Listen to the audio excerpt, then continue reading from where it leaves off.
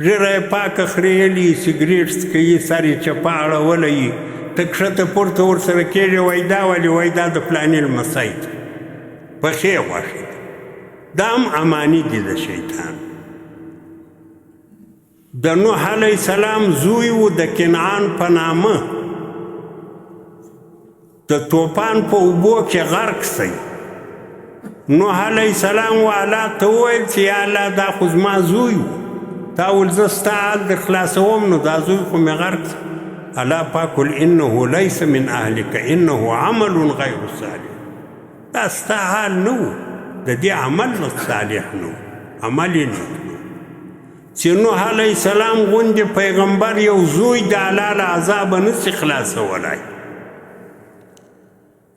نو ته په درېیم و څلرم پشت ګوره یو زویني بزرګ ته رسېږي چې هغه لا وي که نه وي دلته ته مطمئن وي نور خلک هم مطمئن دي درپسې زموږ خلکو کې دا ستا په ایله خلکو باندې پسې وایي دا د فلاني نکاح اولاد ده دا فلاني خیل دي دا دی دا هم د شیطان ارزوګانې دي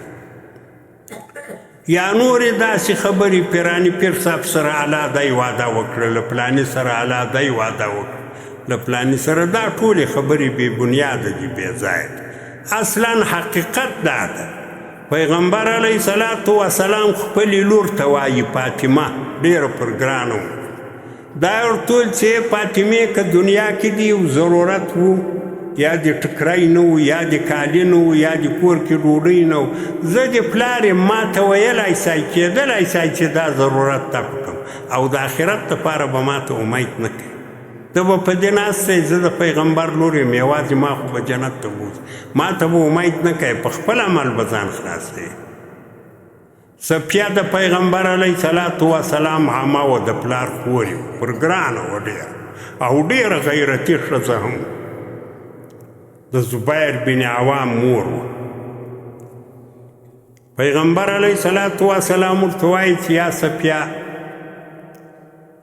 ته زما خپله یې زما عمه یې د پلار خور مې یې پر ما ګرانه یې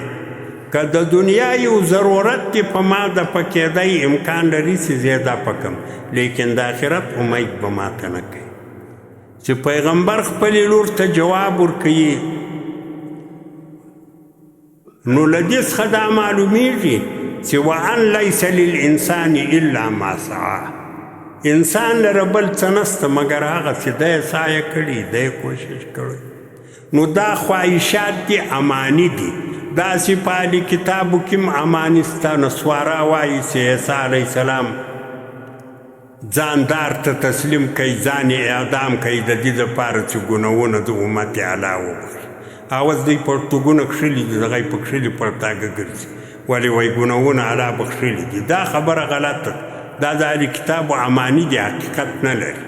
نو دا شیطان اول ورځ وعده کړې ده ولامنینهم